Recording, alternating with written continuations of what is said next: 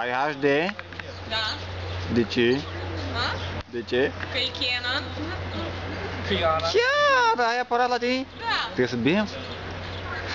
Și de ce? Pentru că e liniuț. Da? Nu. Da? Fapt eu zic. Cu bună acțiune. La fel. Deci nu vine la interact și am început să fac poli. Da. Mă uite.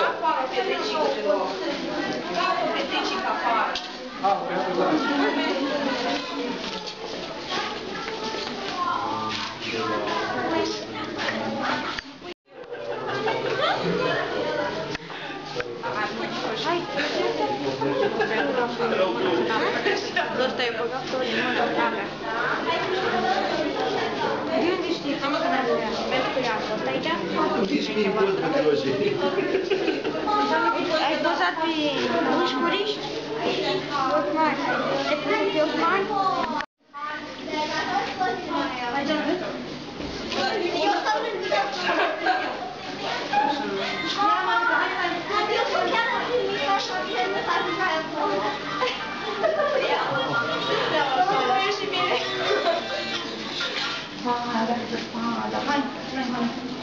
Expoziție numită Mit, realitate, ficțiune.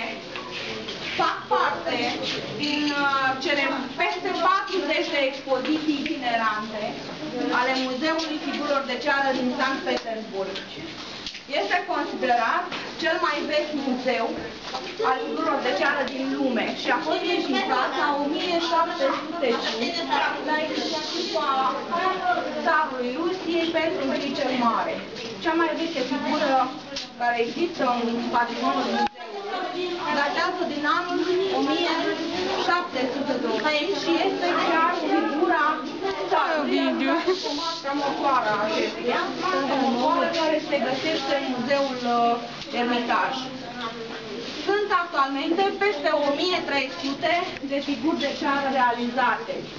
Această artă, până la urmă, este o artă a confecționării figurinelor de ceară. S-a dezvoltat până la mare de foarte diverse aceste figuri. Atât din domeniul desenului animat, din domeniul filmelor, din mitologie, personaje care ne-au vieții sau de-a lungul istoriei omenirii au suferit de asemenea personalități din domeniul artei, culturii, literaturii. Ne întâlnim aici cu Salvador Dalí, pictorul spaniol, cu fizicianul Albert Einstein.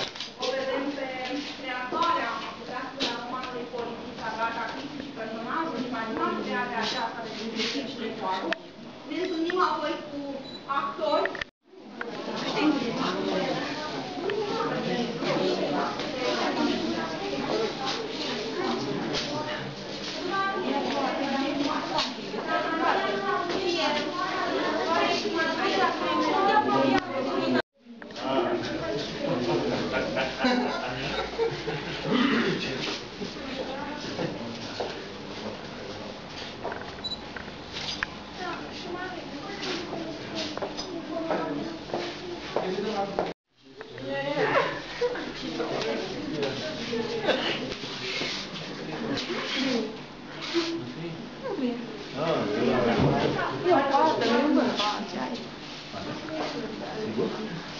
Mai nu știu.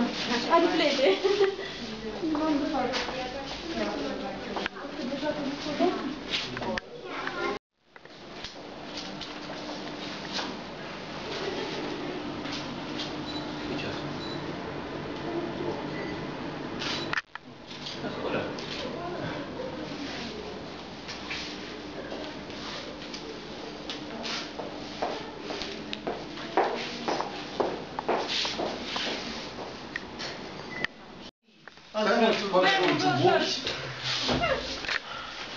Deci care vrea să se uite prin ele, să vrea să scrie, sunt aici afișe de scrie,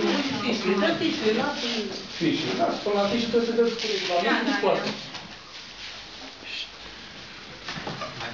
Doar pentru site. Da, pentru Deci care o să vrea să uite, le vede, le studiază și